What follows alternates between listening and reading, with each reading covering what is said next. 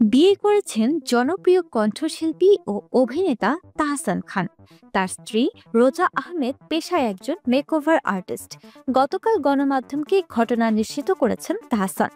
রোজা আহমেদ যুক্তরাষ্ট্র থেকে পড়াশোনা শেষ করে সেখানে রোজাস ব্রাইডাল মেকওভার নামে একটি রূপসজ্জার প্রতিষ্ঠান শুরু করেছেন। এক দশকেরও বেশি সময় ধরে মেকআপ আর্টিস্ট হিসেবে বাংলাদেশ এবং মার্কিন যুক্তরাষ্ট্রে বিয়ের কনে সাজান রোজা। অনেকে তার কাছে মেকওভার শিখে ক্যারিয়ার গড়েছেন। তাহসান খান বিনোদন অঙ্গনে কণ্ঠশিল্পী, গীতিকার, অভিনেতা এবং টেলিভিশন উপস্থাপক হিসেবে সুখ্যাতি কুড়িয়েছেন।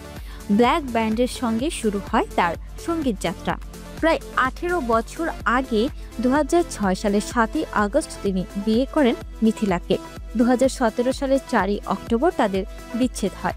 নিজের অফিসিয়াল ফেসবুক পেজ থেকে ওই দিন দুপুরে তাহসান ও মিথিলা যৌথভাবে তাদের বিবাহ বিচ্ছেদের ঘোষণা দেন।